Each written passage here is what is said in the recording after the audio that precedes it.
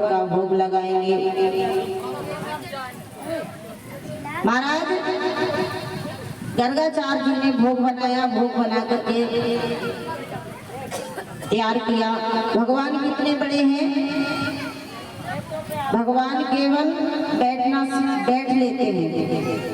नंद सुतव इतने दिन चला कि पता ही नहीं चला कि हमारा लाल कितना बड़ा हो गया। 7 महीने के हो गए भगवान, और 7 महीने का बालक तो उठ करके बैठने लगता है।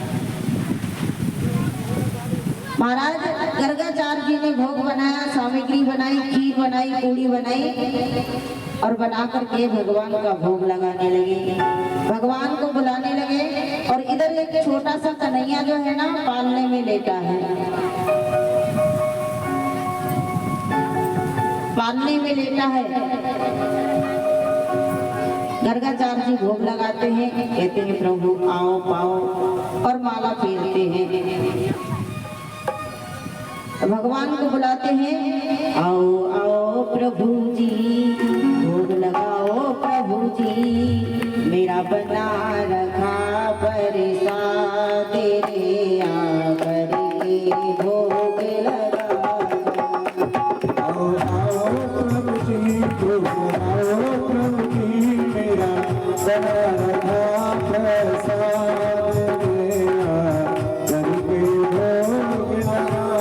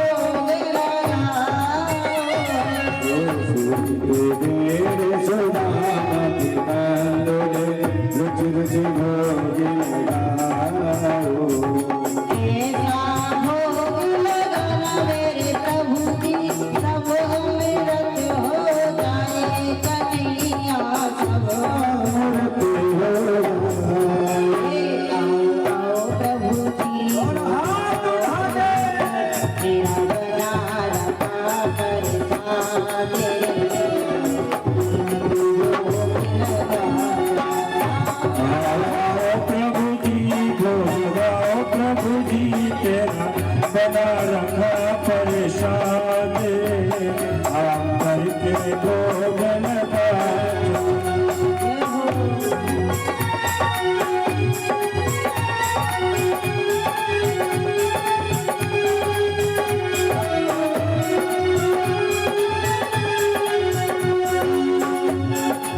महाराज गर्गाचार्य जी ने भगवान का भोग लगाया, भगवान को बुलाया। जैसे ही आंख बंद करके बैठे और माला जाप करने लगे, भगवान का ध्यान लगाया, भगवान को बुलाया। तो महाराज कन्हैया कृष्ण जो है पालने में लेते हैं और बलराम भी लेते हैं। बलराम से कन्हैया ने कहा भैया बाबा हमें बुला रहे हैं, मेरा नाम ले रहे हैं कि आओ प्रभु भोग लगाओ प्रभु। बलराम छोटे से बालक हैं, आपस में एक दूसरे की भाषा समझते हैं। बालक ही बालक की भाषा समझता है, बड़ा नहीं समझ सकता, क्योंकि तोतली भाषा जब बोलते हैं ना तो बालक ही बालक की भाषा समझ लेते हैं। कहते हैं कि खग ही जाने खग की भाषा। तो महाराज कृष्ण बलराम से कहते हैं, बलराम कहते हैं भैया तेरी काई बात की, जाओ लगाओ जाके भोग। भगवान कन्हैया जो है पालने से नीचे उतरने की पलथा लेते हैं तो नीचे एकदम लड़क कर और सरकते सरकते सरकते सरकते बाबा के भोजन के पास में पहुंच जाते हैं। घुटुन घुटुन चलते चलते पहुंच जाते हैं और बाबा की थाली में खीर का पात्र रखा है। खीर का पात्र रखा है और उस खीर के पात्र के पास में बैठ करके कन्हैया जी हाथों से, छोटे छोटे हाथ हैं और हाथों से खीर उठा करके खाते हैं। जैसे ही गर्गाचार्य जी की माला पूरी हुई और आंख खुली तो देखा क्या है कि छोटा सा लाला बैठ करके खीर खा रहा है।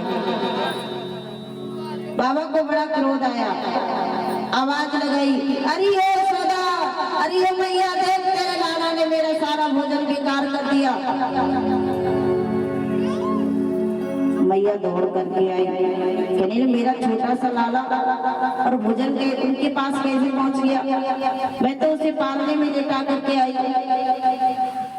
जाकर के देखा तो क्या देखा है कि भगवान पूरा मुंह सल रहा है भगवान का और दोनों हाथ सल रहे हैं, दोनों हाथों से खा रहे हैं भगवान।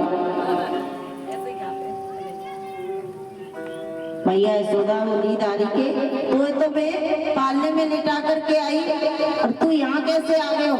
छोटो सा लाला तू कैसे आ गए हो? मैया कहने लगी, बाबा चिंता मत करो, अब मैं आपको दूसरा राशन दे देती हूँ, आप इसको मत खाओ और दूसरा बना लो, बना करके भोग लगा कर भगवान को पवा करके आप ही पालो। मैया यशोदा ने कन्हैया को ले जा करके फिर से दूध पिला कर सुला दिया। तो महाराज फिर भोग लगाया, सामग्री बनाई, भोग बना के तैयार किया, फिर से भोग लगाया, भगवान को बुलाया। भगवान कहने लगे, अभी तो गया था और जब भोग पाया तो मैया को बुलाने लगे, अब फिर बुला रहे हैं। भगवान मन में कहते हैं कि तुम जितनी बार बुलाओगे मैं उतनी बार आऊंगा। भगवान फिर पहुंच गए, पालने से उतरकर बाबा की माला पूरी हुई, आंख खुली तो फिर से देखा कि लाला बैठकर भोग पा रहे हैं। अब तो बाबा को बड़ा क्रोध, कहने लगा, अरे यशोदा, आपसे छोटा सा बालक नहीं संभलता, देखो इसने फिर से हमारा भोग झूठा कर दिया। अब तो मैया क्षमा मांगने लगी, कहने लगी, बाबा क्षमा करना, छोटा सा बालक है, इतना क्रोध मत करो। मैया यशोदा कहने लगी, बाबा थोड़ा सा कष्ट और कर लो, मैं आपको फिर से सामग्री देती हूँ, भोग बना के तैयार कर लो और फिर से पालो भगवान को पवा करके। अब की भगवान को, कन्हैया को मैया यशोदा ने किवाड़ों में बंद कर दिया, पालने में लिटा करके किवाड़ों में बंद कर दिया भगवान को। कहने लगी, अब देखूंगी ये कैसे आएगा। बाबा ने भोग बनाया और भोग बना करके थाली में परोसा, परोस के भगवान का भोग लगाया, फिर से बुलाने लगी प्रेम के साथ में। अब एक बात बताओ, कोई इतने प्रेम से भगवान को बुलाएगा तो भगवान क्यों नहीं आएंगे? मन में भाव होना चाहिए भगवान को बुलाने के लिए, खिलाने के लिए। यदि भाव नहीं है तो भगवान नहीं आते। चाहे 56 प्रकार के भोजन रख दो, आप कितना भी कुछ रख दो, भगवान धन से नहीं मिलते। महाराज, भगवान को केवल भाव चाहिए, भाव के भूखे हैं भगवान, धन दौलत के भूखे नहीं है।